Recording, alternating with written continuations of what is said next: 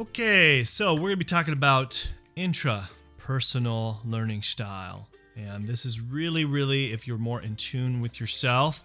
And we're talking about all different types of learning styles. And so in this series, we're going to be talking about intrapersonal learning style. So if you struggle with, learning in school, whether you have ADHD, dyslexia, other learning disabilities, or you have a challenge of learning just how the school structures it and teaches you, well, you're going to want to watch this. So let's get started right after this intro.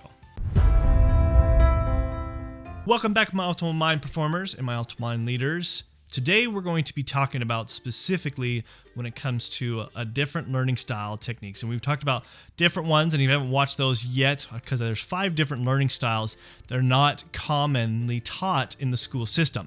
The most common ones are basically the logical way of thinking and the linguistic. So learning basically by listening to lectures, reading books, and so forth. That's the typical way the school structure is set up. So today we're going to be talking about intrapersonal style, learning style. So what intrapersonal means is more basically you're able to learn because you're more of probably a daydreamer. You tend to be more in tune with yourself and you think a lot and you process things a lot. So if you're that type of person, this style actually might really work well with you when it comes to actually using these tactics. And I'm going to teach you different tactics that you can use to implement this, because this is maybe a definitely skill that you have. You just don't know how to use it and apply it to learning new things. So the very first strategy that I would say when it comes to interpersonal is whenever you're trying to learn a new subject. So whether it's history, math, science, any kind of difficult topic, when it comes to that, what I want you to do, because maybe it might be a subject that you're just absolutely bored with and you just think it's the most boring subject whatsoever. So let's just take history, for example, and you think history is just absolutely boring to you. So what I want you to do is actually look more and read more in depth on the background, on the character, than what is being taught in your school or in your lectures. So what I mean by that is try to make it more a personal significance to you. So it might be a certain character in history that you learn. Maybe your interest is in art and you're learning about somebody that's an important, king or something like that. And you find out that they were also interested in art or really loved art, but they didn't really necessarily taught that in your history.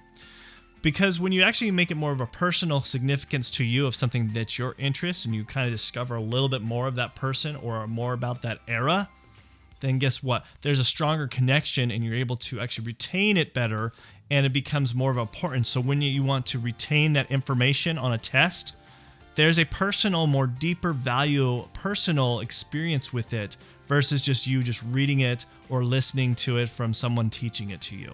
The second way you can actually use intrapersonal skills as a learning style is ask your teacher why they're so passionate about that subject.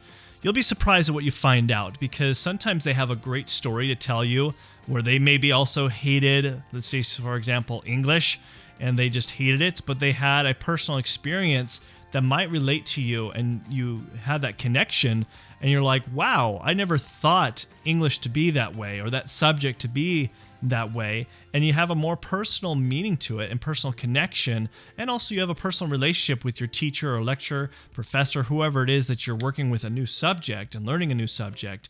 But by doing that and asking them, especially at the very beginning of the class or the very beginning of the semester, quarter, wherever you're doing school, by doing that, it actually builds that actual personal connection. And so therefore, you're more passionate about learning that subject, even though you might have thought of it being a boring subject in the past. Third and final way that I would say that's really good to use if you have this interpersonal skill, and a lot of people have it. Some people just have the interpersonal skill more than others, but you find that you kind of tend to be more internal thinker, is start when you're learning a new difficult concept, is try to relate it to something that you already know. So for example, if you are trying to learn about a carburetor, maybe you relate that to perfume, how perfume works. So connecting to something that you're more familiar with, because then you'll find that there's similarities. They might not be exactly the same, but it's at least a starting point to learning something that you necessarily are just, it's foreign to you. But if you could relate it to something that's not so foreign to you, that you're very familiar with, something that you use on a daily basis around your house, then you can make that connection and then solidify it more. So those are 3 ways that you can actually really use this learning style to really advance this. And I'm also somewhat intrapersonal, have that interpersonal learning style. So I've used some of these strategies and techniques, and I find that they really do work and help solidify the information.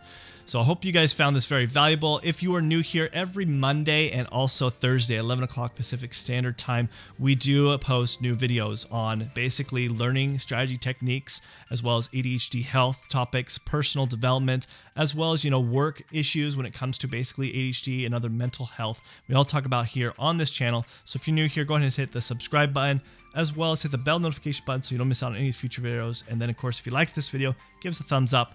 And this is Dr. Grant signing out. Until next time, remember, you have an optimal mind. Thanks. Bye.